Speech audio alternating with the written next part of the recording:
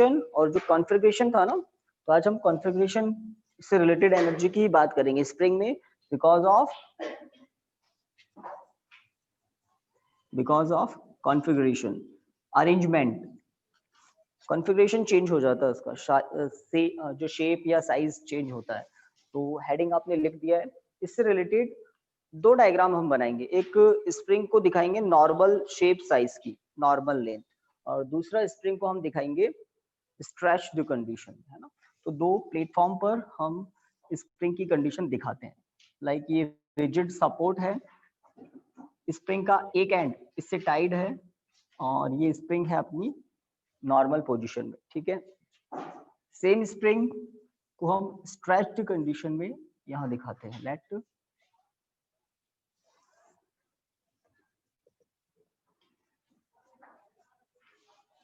थोड़ा सा आपको स्ट्रेच्ड कंडीशन में दिख रही होगी, और this is it's second and. First and तो रिजिड सपोर्ट से टाइट है और यहाँ पर एक एफ फोर्स से इसको स्ट्रेच किया जा रहा है। और अब रूल क्या कहता है, अगर आप स्प्रिंग पर फोर्स अप्लाई करते हो, आइदर यू स्ट्रेच्ड और कंप्रेस, दो ही केस होते हैं। हमने स्ट्रेच किया है तो स्प्रिंग अपोजिट डायरेक्शन में फोर्स अप्लाई करती है, अपोजिट डायरेक्शन में फोर्स अप्लाई करती है, और वो होता है माइनस के एक्स। ये एक्स क्या है, एक्स होता है increase in length of the spring, और के होता है स्प्रिंग कांस्टेंट। पहले इसी को समझेंगे ना। एक साइंटिस्ट थे हुक, उसका एक सिंपल लॉ है, कहते हैं हुक्स लॉ। हुक्स लॉ के अकॉर्डिंग जो स्प्रिंग फोर्स अप्लाई करती है, called restoring force, restoring force always proportional होता है किसके, इंक्रीज और decrease, change in length of spring. आपने एक वेटिंग मशीन देखी होगी जिसमें एक हुक होता है, सिलेंडर को पहले सिलेंडर के वेट के लिए वो यूज लेते थे, है ना। घर में भी होती है, कुछ आजकल आती है, उसमें स्प्रिंग होती है। कुल मिलाकर आप वेट अप्लाई करते हो तो उसमें कंप्रेशन भी आता है, और कुछ में जिसमें सस्पेंड करने का सिस्टम होता है उसमें एक्सटेंशन आता है, आइदर कंप्रेशन और एक्सटेंशन। तो जब स्प्रिंग पर कोई लोड अप्लाई करते हैं तो इसका मतलब लोड क्या अप्लाई कर रहा है, वेट, और weight is also a force, मानते हैं। वेट अपने आप में एक फोर्स होता है, mg एक फोर्स होता है। तो अगर वेट अप्लाई करने से स्प्रिंग में एक्सटेंशन आया है, कंप्रेशन आया, तो वो किसके इक्वल होता है, वो kx के इक्वल होता है, kx के। x क्या होता है, पर्टिकुलर स्प्रिंग के लिए स्प्रिंग कांस्टेंट, और x आइदर एक्सटेंशन और कंप्रेशन, ठीक है। अब x की बात करें तो अगर स्प्रिंग का वायर सॉफ्ट मटेरियल का है, k की वैल्यू कम होगी। k की वैल्यू अगर लो है, कम है, तो x ज्यादा हो जाता है। दूसरा केस, अगर स्प्रिंग का जो वायर है उसका मटेरियल हार्ड है ना, थिक वायर है, हार्ड वायर है, तो ऑटोमेटिकली के हाई हो जाता है। जब के हाई होता है तो स्प्रिंग में कम एक्सटेंशन या फिर कम कंप्रेशन आता है। इक्वल लोड के लिए x की वैल्यू ज्यादा हो सकती है अगर के कम है, तो इक्वल लोड के लिए x की वैल्यू कम हो सकती है अगर k ज्यादा है।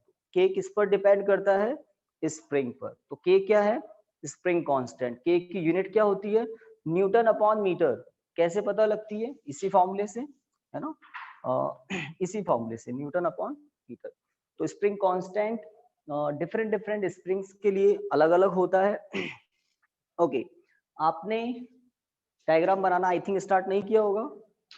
ये डायग्राम बनाना है आपको, इसमें बहुत कुछ और भी होगा, पहले इतना। तो ये डायग्राम हमने, है ना, लेवल ऊपर नीचे दिखाया है, बट आप ऐसे मत समझ लेना कि हमने स्प्रिंग को थोड़ा सा लोअर हाइट पर ले आए, नो, ठीक है। एक ही लेवल पर कुछ काम हो रहा है ना। यहीं पर स्प्रिंग थी, इसको हमने स्ट्रेच कर दिया, लेवल चेंज नहीं किया, है ना, लेवल चेंज नहीं किया है।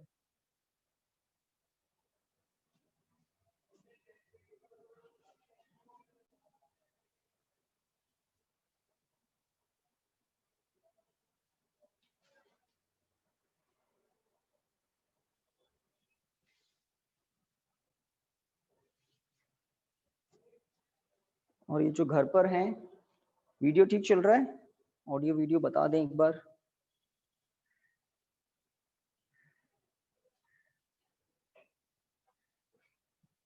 ये आवाज नहीं आई। Yes sir. Okay, Moinuddin and Karan, ठीक है, ये रख लो।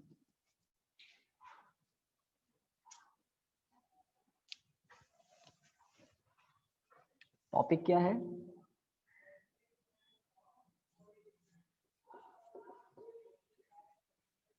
इन अ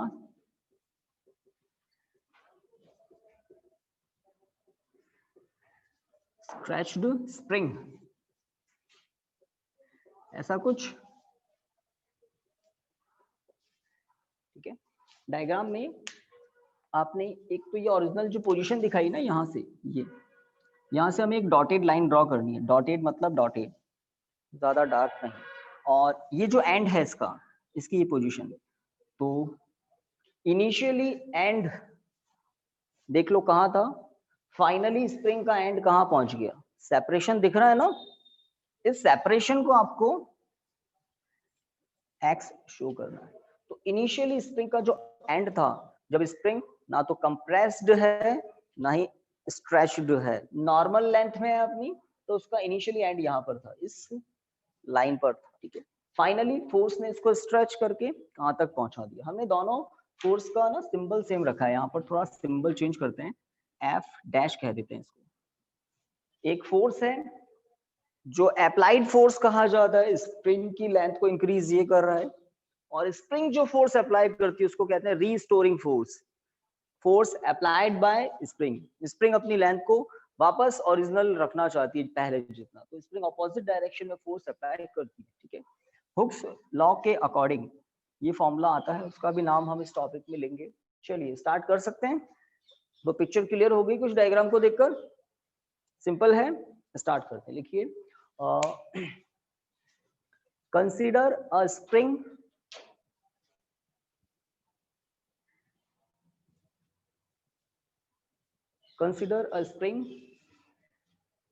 of spring constant K. Consider a spring of spring constant K. Spring constant K, which is initially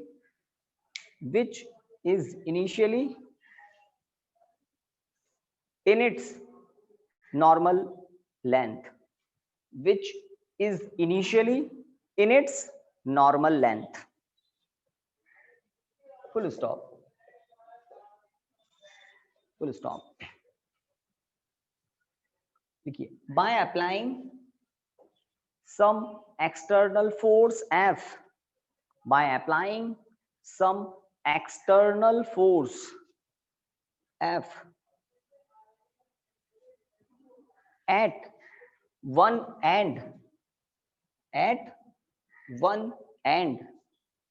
of the spring,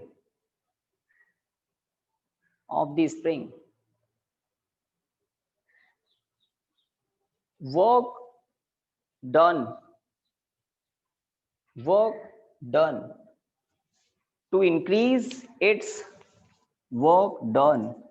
to increase its dx length, work done to increase its dx length is given as dw, small work। dw equal to, बोलिए क्या लिखें, f dx, सब जानते हैं dw equal to f dx। इस topic में दो बातें समझने की है। पहले तो ये फॉर्मूला हो गया, लिख दिया। ये dw क्या है, स्मॉल वर्क, dx क्या है, small change in length, small increment in length. Total increment लिखा हुआ है यहाँ पर, है ना। तो इनिशियली लेंथ में इंक्रीमेंट क्या था, कुछ भी नहीं। फाइनली लेंथ में इंक्रीमेंट कितना हो जाएगा, x तक हो जाएगा। तो 0 से x तक जो इंक्रीमेंट हो रहा है, उसमें बीच में एक छोटा सा इंक्रीमेंट हमने मान लिया dx, है ना। इस एंड को यहां से लेकर यहां तक पहुंचाया जा रहा है ना। इस लेवल को देख लें, यहां से लेकर यहां तक पहुंचाने में क्या हो रहा है, स्ट्रेच हो रहा है, लेंथ इंक्रीज हो रही है। तो बीच में इन बिटवीन कहीं dx लेंथ को इंक्रीज करने में ये है small amount of work done. हम दो बातों को यहाँ गौर फरमाएं। पहला, ये जो फोर्स होगा ये कौन सा फोर्स है? Applied force. एक डायग्राम में और लिखा हुआ है एफ डैश, रीस्टोरिंग फोर्स। तो किसी भी इंस्टेंट पर, किसी भी मोमेंट पर applied force, restoring force magnitude में सेम होते हैं। Applied force, restoring force magnitude में सेम होते हैं। आप स्प्रिंग को धीरे धीरे स्ट्रेच कर रहे हैं विदाउट एनी एक्सेलरेशन, तो दोनों फोर्स मैग्नीट्यूड में सेम होते हैं किसी इंस्टेंट पर। एक बात।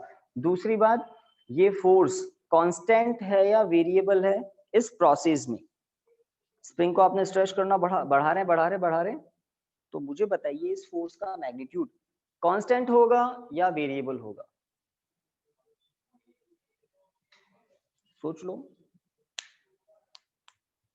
पहली बात क्या बताइए? किसी भी इंस्टेंट पर applied force, restoring force magnitude में सेम होंगे, पहली बात। अब दूसरी बात आपसे पूछ रहा हूं, स्ट्रेचिंग के इस प्रोसेस में एफ कांस्टेंट है या वेरिएबल है?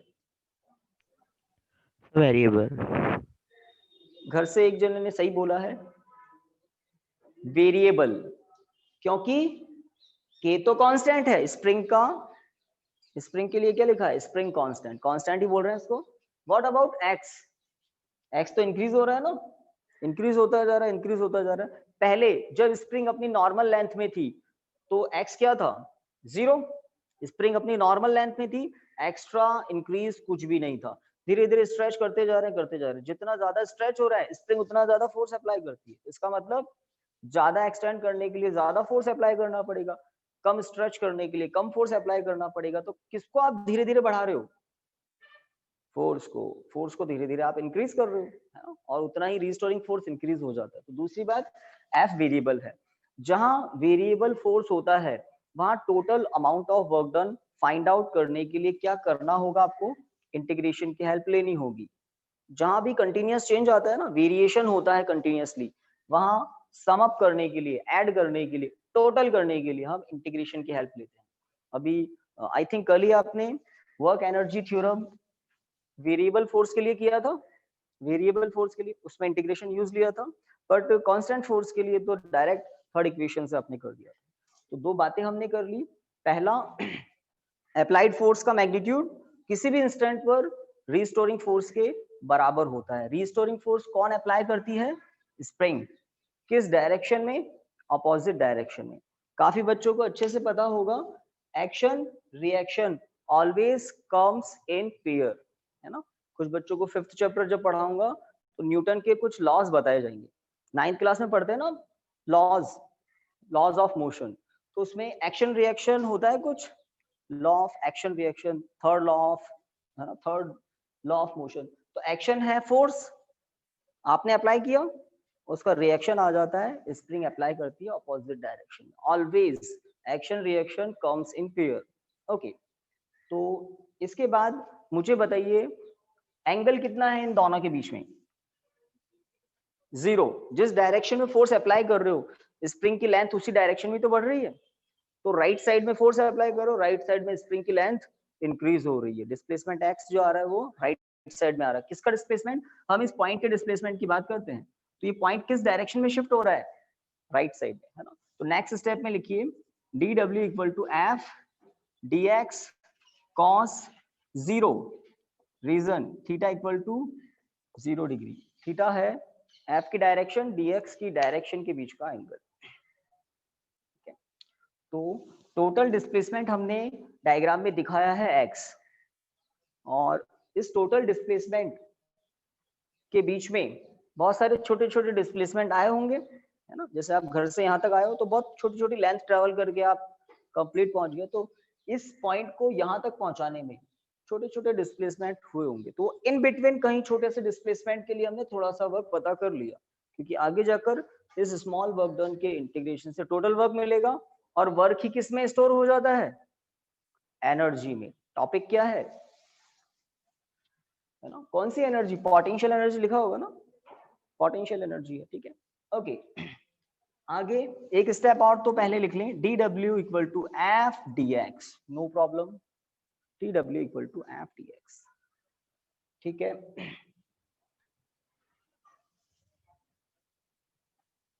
देखिए from Hooke's law, from Hooke's law, from Hooke's law,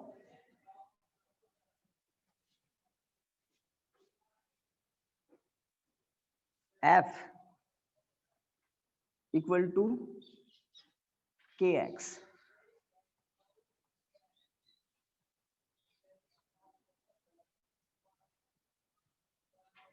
from Hooke's law. तो एक साइंटिस्ट थे हुक, उन्होंने इलास्टिसिटी, इलास्टिसिटी के बारे में काफी एनालिसिस किया था। अगर मेटल की कोई रॉड को आप बेंड करते हैं, फोर्स अप्लाई कर रहे हैं, तो मेटल की रॉड अपोजिट डायरेक्शन में भी फोर्स अप्लाई करती है। अगर आप अप्लाइड फोर्स को हटाएंगे, रॉड अपनी इनिशियल शेप साइज को गेन करने के लिए, है ना, उधर ही टेंड करती है।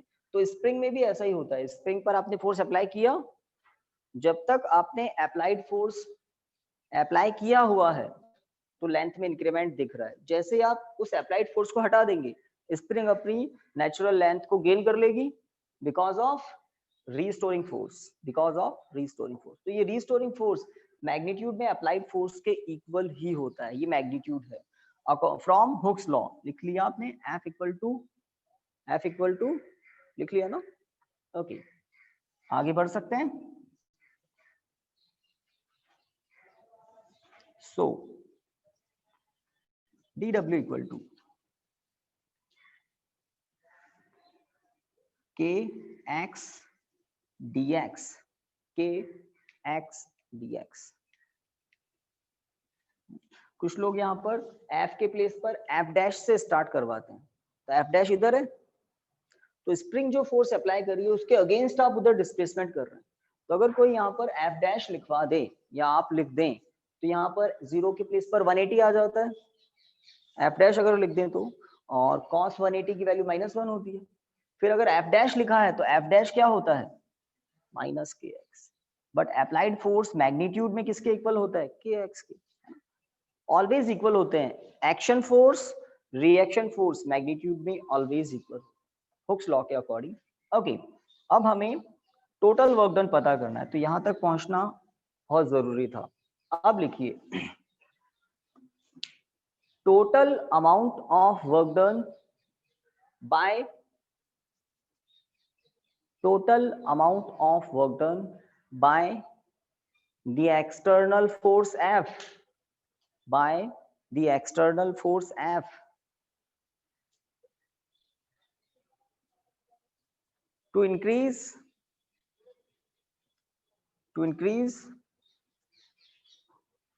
the length of spring, to increase the length of spring,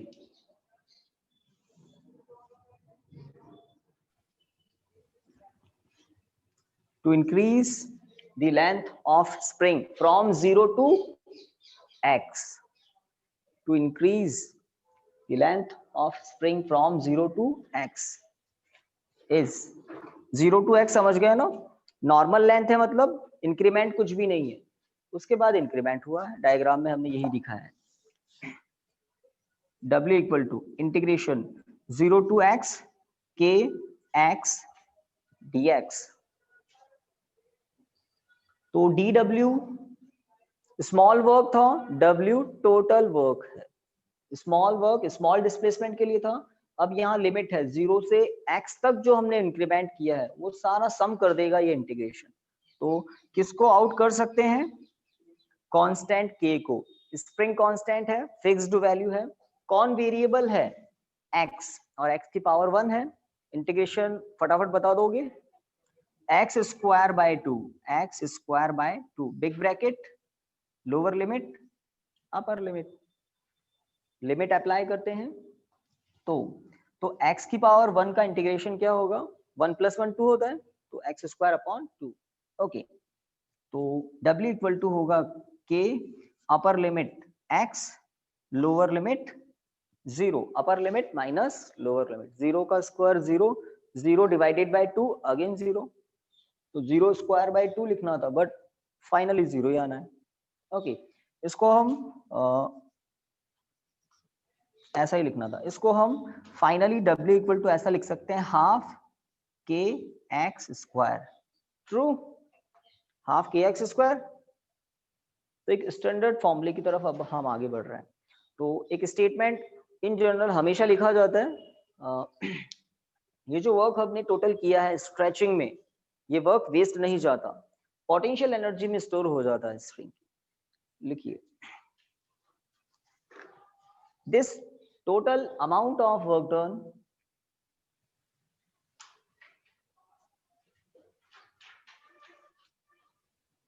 this total amount of work done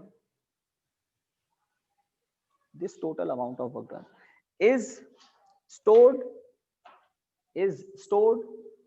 in the form of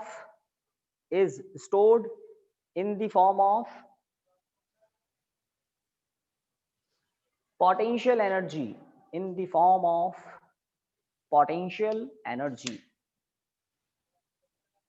of spring, that is U equal to W, potential energy के लिए capital U, that is U equal to W। तो U equal to क्या मिला, half K X square, half K X square.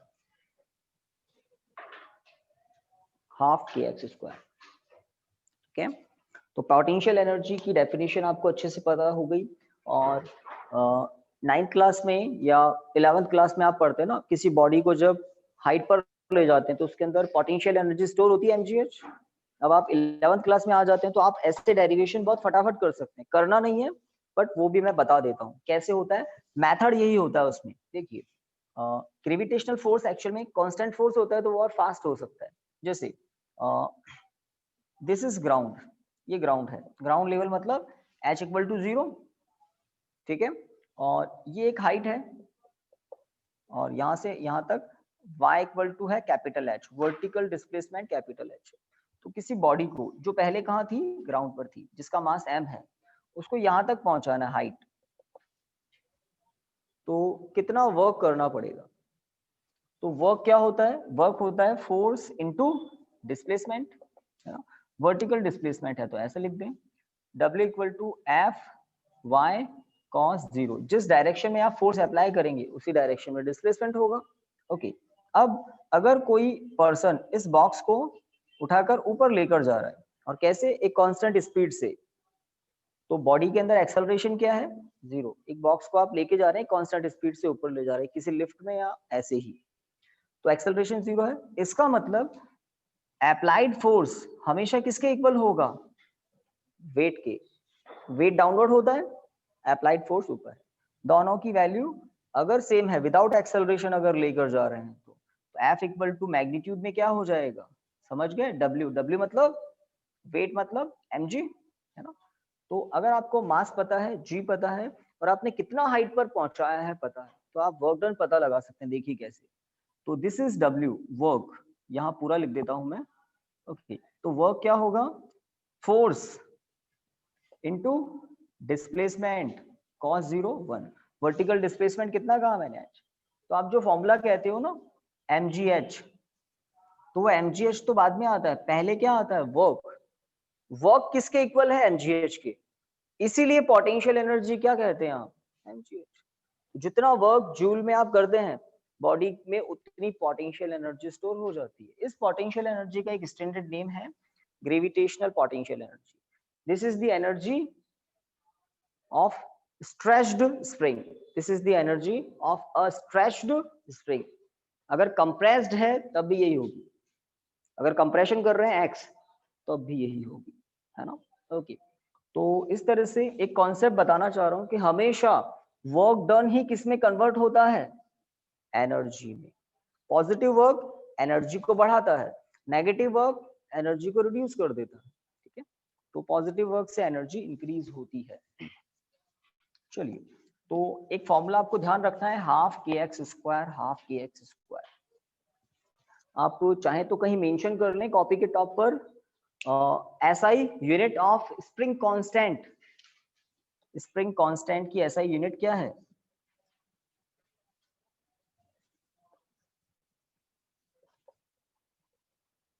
Newton upon metre. तो ये एक scientist था Hooke's law. जब आप चैप्टर नंबर 9 में पढ़ेंगे हुक्स लॉ वहीं आता है, स्ट्रेस, स्ट्रेन, डिफॉर्मेशन, वहां पर आप इसको और डिटेल में पढ़ेंगे।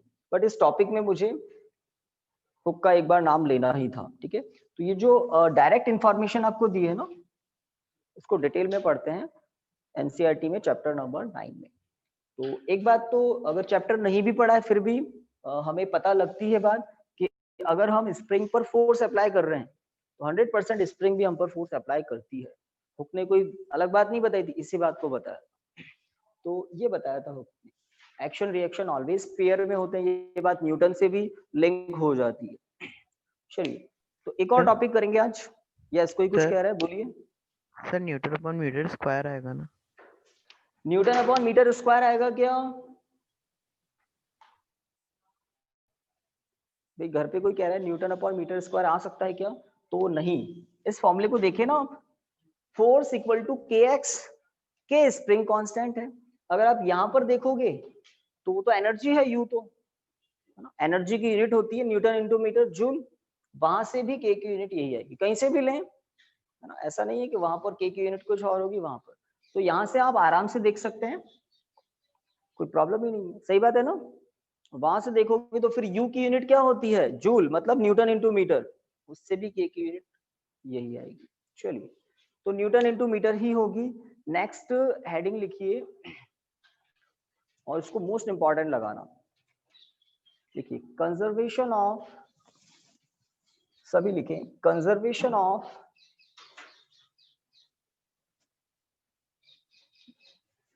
Mechanical energy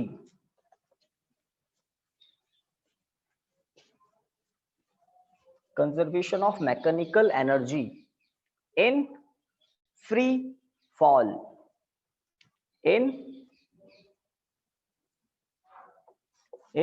free fall, gravity के अंडर फ्री फॉल होता है ना। तो मुझे बताइए मैकेनिकल एनर्जी क्या होती है? मैकेनिकल एनर्जी आपने, हाँ टोटल एनर्जी, अब टोटल एनर्जी मतलब वो मैकेनिकल एनर्जी के लिए हमें कहना पड़ता है कि काइनेटिक एनर्जी, पोटेंशियल एनर्जी। अब टोटल एनर्जी में तो internal energy, heat energy, chemical energy, mass energy, बहुत सारी एनर्जी होती है टोटल एनर्जी। मैकेनिकल एनर्जी दो ही होती है, काइनेटिक, पोटेंशियल। कॉपी के टॉप पर लिख दो, है ना, sum of kinetic energy and potential energy of sum of kinetic energy and potential energy of a system is called total mechanical energy of the system।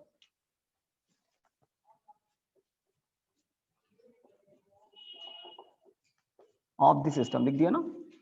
Conservation of, क्या लिखा,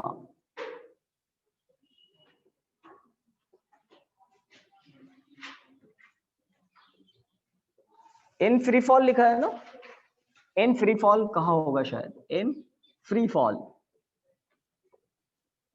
तो देखते हैं कैसे क्या होगा, इजी टॉपिक है और इम्पॉर्टेंट है। तो हमें काइनेटिक एनर्जी का फॉर्मूला पता है, हाफ एम वी स्क्वायर, हमें पोटेंशियल एनर्जी का फॉर्मूला पता है, हमें इक्वेशन ऑफ मोशंस पता है। अगर ये रो मटेरियल आपको पता है तो ये टॉपिक आप कर पाएंगे। हमें प्रूव क्या करना है वो सुन लो। मैं यहाँ पर एक ग्राउंड लेवल शो कर रहा हूँ जहाँ पर h इक्वल टू 0 होता है। हम हाइट कहाँ से मेजर करते हैं, ग्राउंड लेवल से। ओके, ग्राउंड लेवल से यहाँ पर टॉप पर एक पॉइंट है ए पॉइंट, ए पॉइंट से आपने m मास के किसी ऑब्जेक्ट को ड्रॉप कर दिया, ड्रॉप किया है ना, तो ए पॉइंट पर स्पीड कितनी है, 0, ड्रॉप किया है, रिलीज किया है, फेंका नहीं है, थ्रो नहीं किया है ना। तो बॉडी, m मास की जो बॉडी है वो डाउनवर्ड आती है, ठीक है। बीच में कहीं कहीं भी इन बिटवीन, यहाँ पर यहाँ पर यहाँ पर कहीं भी एक पॉइंट मैंने मार्क कर दिया, बी पॉइंट। जब ये m मास की बॉडी इस बी पॉइंट को क्रॉस करती है उस मोमेंट पर उसकी स्पीड होती है वी बी, कुछ तो होगी, धीरे धीरे इंक्रीज होती जाती है। तो बी पॉइंट को जब बॉडी क्रॉस करती है तो उस मोमेंट पर स्पीड वी बी है, ठीक है। और जब बॉडी कहाँ पहुंच जाती है, ग्राउंड पर, तो ग्राउंड पर वो किस स्पीड से हिट करती है, let VC, C point ground पर है, वीसी स्पीड से ग्राउंड को हिट करती है बॉडी, ठीक है। जब बॉडी सबसे पहले ए पॉइंट पर थी, तो मान लेते हैं उसकी मैक्सिमम हाइट है h, ठीक है। ए से बी का सेपरेशन हम मान लेते हैं, ए से बी का सेपरेशन हम मान लेते हैं y, कुछ तो सेपरेशन है, तो बी से सी का सेपरेशन क्या होगा, तो डायग्राम को देखकर आपको पता लग जाएगा कि बी से सी तक का सेपरेशन यही होगा, ठीक है। तो फ्री फॉल हो रहा है, एम मास की बॉडी को ए से छोड़ दिया और ग्राउंड तक पहुंचेगी, बीच में एक सी पॉइंट, बीच में एक बी पॉइंट मार्क किया हुआ है ना, तो ये ग्रेविटी के अंडर जो फ्री फॉल हो रहा है उससे रिलेटेड एक डायग्राम है। पहले आपको ये एक डायग्राम बनाना है ना, या एक पाथ दिखा देता हूं मैं, डॉटेड बनाइए। एम मास एक बार तो यहां दिखा दिया,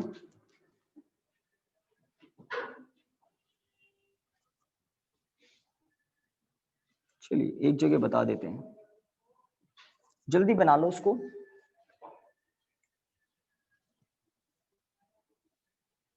कॉपी के टॉप पर आपने लिखी दिया है काइनेटिक एनर्जी पोटेंशियल एनर्जी मिलकर क्या होती है, total mechanical energy of the system. अब इस सिस्टम में तो एक ही बॉडी है, तो उस एक ही बॉडी पर फोकस करना है आपको।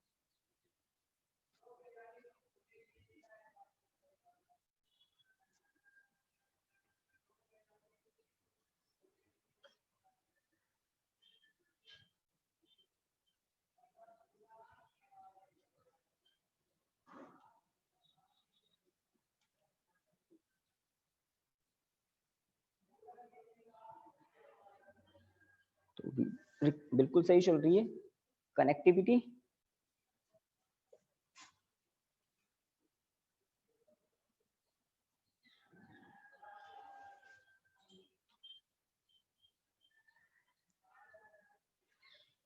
डन। तो कुछ इंफॉर्मेशन हम दे दें कि सिस्टम में क्या है ना, बॉडी का मास क्या है और इनिशियली वो कहां पर है और क्या किया है, रिलीज किया है। तो इंफॉर्मेशन दे दें पहले हम, फिर हम प्रूव कर देंगे कि फ्री फॉल में मैकेनिकल एनर्जी कैसी रहती है, कंजर्व रहती है, मतलब कांस्टेंट रहती है, मतलब चेंज नहीं होती है। हम ए पॉइंट पर टोटल एनर्जी पता लगाएंगे, बी पॉइंट पर टोटल एनर्जी पता लगाएंगे, देन सी पर टोटल एनर्जी पता लगाएंगे, और जब इन तीनों पॉइंट पर ए बी सी, इन 3 पॉइंट्स पर एनर्जी की वैल्यू सेम आ जाएगी, तो ऑटोमेटिक प्रूव हो जाएगा।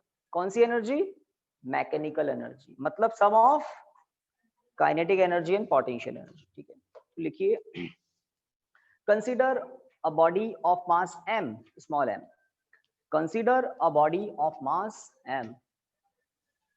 इस टॉपिक को मैं आईएमपी अप्लाई कर रहा हूं, आपने कर दिया होगा।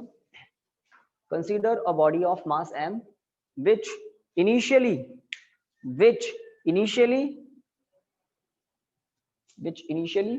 at point A, which initially at point A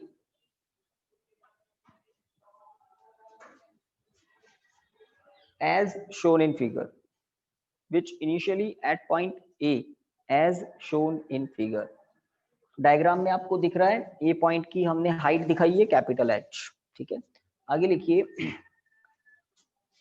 the body is released from point A, the body is released from point A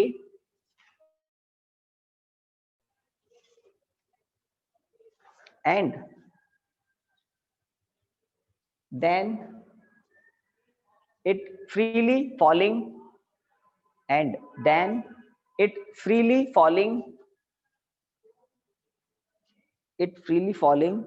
under the gravity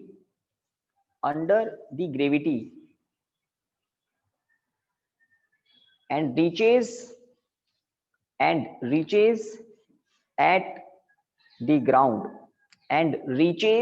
at the ground full stop. तो diagram में जो भी दिख रहा है हमने बता दिया। ए पॉइंट से बॉडी को रिलीज किया है और वो फ्री फॉल कर रही है और फाइनली ग्राउंड पर पहुंच जाएगी, ठीक है। तो जब वो बॉडी ए पॉइंट पर थी उसकी स्पीड कितनी है, ए पॉइंट पर स्पीड कितनी है, 0 दिख रहा है ना, स्पीड 0 है। तो ए पॉइंट पर काइनेटिक एनर्जी कितनी है, ऑब्वियसली 0, जब स्पीड नहीं है तो काइनेटिक एनर्जी 0 है। बट ए पॉइंट पर पोटेंशियल एनर्जी मैक्सिमम है, और कितनी होगी, M G capital H. True, okay. तो बात शुरू करते हैं, लिखिए total energy of the body, total mechanical लिख देना, total mechanical energy of the body at point A, at point A, E A equal to, मैं mechanical energy, total mechanical energy को लिख रहा हूं ई ए से। टोटल मैकेनिकल एनर्जी क्या होगी, तो देखिए sum of potential energy and kinetic energy and potential energy, मैंने के पहले लिखा है और यूए बाद में। तो के ए काइनेटिक एनर्जी है ए पॉइंट पर, यूए पोटेंशियल एनर्जी है ए पॉइंट पर। अब डायग्राम को देखकर हम ई ए पुट कर सकते हैं, 0 plus M G capital H, that means E A equal to M G capital H, equation 1, M G capital H. तो ए पॉइंट पर बात बहुत इजी है, काइनेटिक एनर्जी है ही नहीं, पोटेंशियल एनर्जी है, और वो ये, this is total mechanical energy at point ए। अब बी पॉइंट का नंबर लेते हैं, तो ए से बी तक जो डाउनफॉल हो रहा है, ए से बी तक जो डाउनफॉल हो रहा है, डिस्प्लेसमेंट कितना है, y, देखो आप ए से बी तक, ए टू बी डाउनफॉल हो रहा है, ए से बी तक का वर्टिकल डिस्प्लेसमेंट कितना है, y है, ठीक है। एक्सेलरेशन क्या होता है, a इक्वल टू जी, ठीक है। इनिशियल वेलोसिटी कितनी है, तो डिस्प्लेसमेंट y है, एक्सेलरेशन g है। a पर इनिशियल वेलोसिटी 0 है और b पर स्पीड vb है, दिख रहा है ना। तो इन 4 फिजिकल क्वांटिटी को आप देखें, आपको अगर vb पता लगाना है तो आप कौन सा इक्वेशन काम में लेंगे, I think third, final velocity पता लगानी है b पर, a टू b, है ना। तो लिखिए इक्वेशन 1 के बाद, from third equation of motion between, from third equation of motion between point a and b, between point a and b, तो देखिए vb square equal to ua square plus 2gy होता है ना, v square equal to u square plus 2ax, तो a के place पर g और displacement vertical है, तो जो है वही लिखूंगा ना, y है डिस्प्लेसमेंट। नेक्स्ट स्टेप में vb स्क्वायर इक्वल टू क्या लिख सकते हैं, 0 plus 2gy, so vb equal to what, root 2gy। तो मुझे b पॉइंट पर स्पीड पता लग गई, 2gy, b पॉइंट पर स्पीड पता लग गई। चलिए अब हम, जब हमें b पॉइंट पर स्पीड पता लग गई है तो हम b पॉइंट पर टोटल मैकेनिकल एनर्जी पता अब कर सकते हैं। हाइट तो पता ही है b पॉइंट की कितनी है, कैपिटल H माइनस वाई दिख रही है मुझे।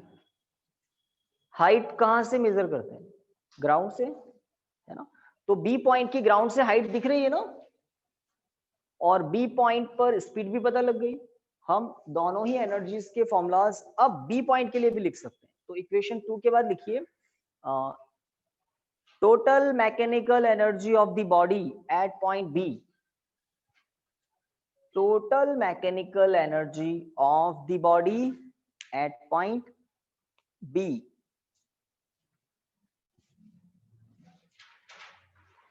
तो A से B तक वर्टिकल डिस्प्लेसमेंट y था, नो डाउट A से B तक वर्टिकल डिस्प्लेसमेंट y था। अब B की ग्राउंड से हाइट कितनी बची, हाइट तो ग्राउंड से ही मेजर करते हैं, तो आप लिखिए total mechanical energy of the body at point B, EB equal to KB plus UB। तो मैकेनिकल एनर्जी को हम E से रिप्रेजेंट कर रहे हैं, जिस पॉइंट पर है वहां सबस्क्रिप्ट में हमने B अल्फाबेट लिखा हुआ है। तो EB इक्वल टू क्या होगा, half M V B square plus M G, आप जो बोले वही लिख दें, एम जी, सही सोच रहे हैं, H minus Y, height, B point की ग्राउंड से हाइट, पोटेंशियल एनर्जी ऐसे ही लिखा जाता है। हाँ, इक्वेशन 2 में जो वीबी है ना, तो यहाँ पर वीबी का स्क्वायर है, जब वीबी की ये वाली वैल्यू यहाँ पुट करेंगे तो स्क्वायर से अंडर रूट कैंसिल हो जाएगा। तो देखिए क्या कर सकते हैं, EB equal to half M bracket में 2gy plus M G capital H minus M G Y.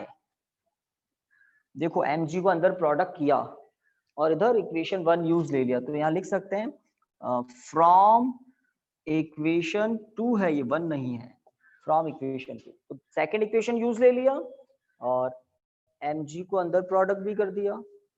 कुछ कैंसिल होगा, देखो क्या क्या कैंसिल होगा, 2 से 2 कैंसिल, mgy ये mgy दिख रहा है, mgy पॉजिटिव है और ये mgy नेगेटिव है, तो बचा क्या, जो बचना चाहिए था वही बचेगा, mg कैपिटल H, सही बात है ना। तो 2 से 2 कट करके मैंने पूरी टर्म को ही कट कर दिया, mgy, एक mgy पॉजिटिव आ रहा है इधर से और एक mgy नेगेटिव दिख ही रहा है। तो A पर और B पर तो टोटल मैकेनिकल एनर्जी सेम आ गई। अब C का नंबर लें,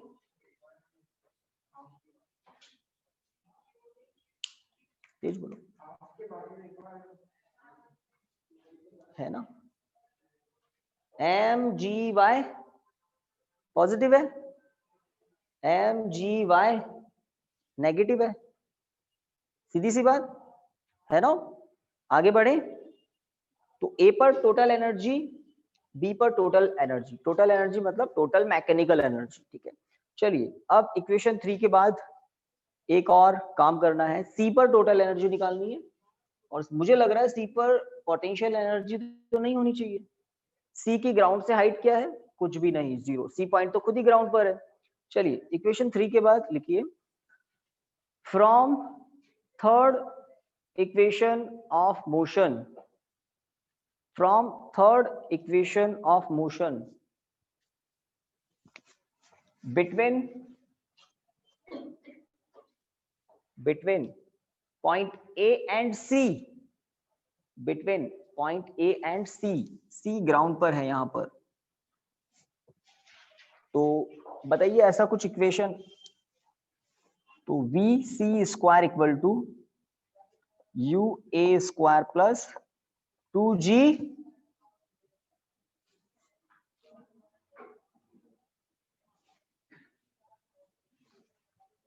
एक मिनट, A पॉइंट से बॉडी C पॉइंट तक पहुंची, वर्टिकल डिस्प्लेसमेंट कितना हुआ, H हो गया ना, तो वर्टिकल डिस्प्लेसमेंट H हुआ तो है 0, हम कैसे कह सकते हैं, हाइट थोड़ी पूछ रहे हैं, वर्टिकल डिस्प्लेसमेंट कितना हुआ है, तो v square equal to U square plus 2ax आप लिखते हैं, तो a तो है ग्रेविटेशनल एक्सेलरेशन और वर्टिकल डिस्प्लेसमेंट कितना हुआ, a और c के बीच में डिस्प्लेसमेंट कितना है, h है, थर्ड इक्वेशन ऑफ मोशन से, है ना। तो आप ऐसा भी लिख सकते हैं, 0 है इसकी वैल्यू, तो इसका मतलब vc आपको मिल गया under root of 2gh। Equation put कर दें इसको, क्या करें, 4, ठीक है, ओके। अब आप टोटल मैकेनिकल एनर्जी की बात कर सकते हैं सी पर भी, देखिए now total mechanical energy at point C, total mechanical energy of the body at point C, total mechanical energy of the body at point C, तो जैसा लिख रहा हूं वैसे ही आप लिखना, EC equal to KC plus UC, और KC क्या होगा, हाफ एम VC स्क्वायर, और UC होगा mg, अब कहेंगे आप 0, C पॉइंट की ग्राउंड से हाइट कितनी है, 0, mg h के प्लेस पर 0। इक्वेशन 4 से VC की वैल्यू पुट करें तो ये आएगा 2g capital H under root से स्क्वायर कैंसिल प्लस 0, 2 से 2 कैंसिल तो आपको वापस वही एक्सप्रेशन दिखेगा mg capital H। Equation number 5, box तो नहीं पुट बनाए यहाँ पर, इक्वेशन नंबर 5, इक्वेशन नंबर 5, ठीक है। तो क्या कह सकते हैं अब हम, प्रूव करने के लिए आता है, show that in free fall under gravity the total mechanical energy of the body remains conserve, remains same.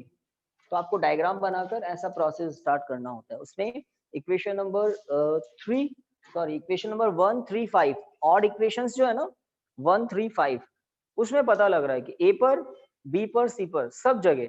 अब बी क्या है, कोई जनरल पॉइंट है, ये बी इस लाइन पर कहीं भी हो सकता है, तो जनरल पॉइंट ले लिया ना बी हमने, इसका मतलब कहीं भी आप टोटल एनर्जी देखो सेम ही आएगी, कंजर्व रहती है। तो ग्रेविटेशनल फोर्स फील्ड हम कहते हैं कंजर्व फोर्स फील्ड होता है। एयर रेजिस्टेंस को इसमें नेग्लिजिबल माना जाता है, अगर एयर रेजिस्टेंस को काउंट कर लें तो कंजर्व नहीं रहेगी, बट एयर रेजिस्टेंस को नेग्लिजिबल कंसीडर किया जाता है। लिखिए, तो अब वो स्टेटमेंट जो क्वेश्चन बनकर आ जाता है, from equation 1, 3 and 5, from equation 1, 3 and 5 we conclude that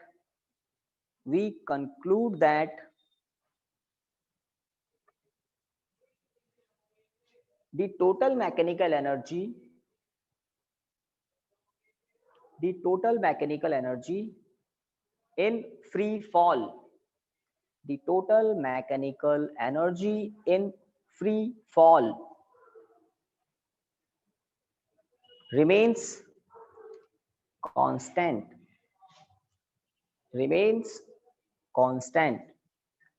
तो ऐसा प्रूव करने के लिए कह दे, show that in free fall total mechanical energy remains constant, तो कर देंगे।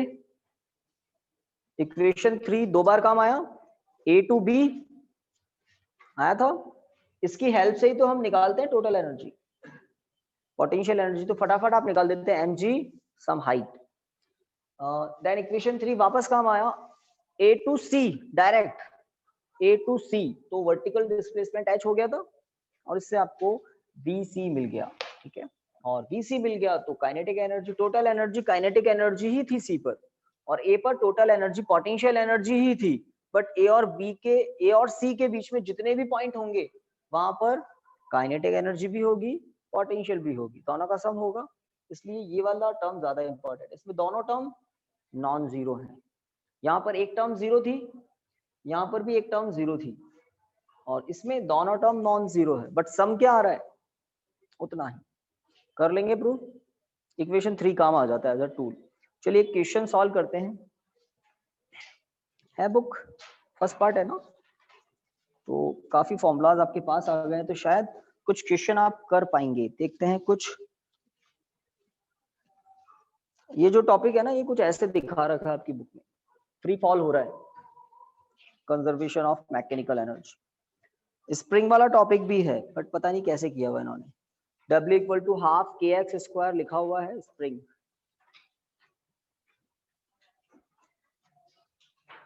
टाइम देखो पहले तो, अगर कितना है 4:03। चलिए तो इस टॉपिक पर ही क्लास को और ऑफ करते हैं आज, तो कल हम कुछ और नया टॉपिक देखेंगे, फिर क्वेश्चन पर आएंगे, ठीक है ना। थैंक यू स्टूडेंट्स, तो लीव कर सकते हैं क्लास को, थैंक यू।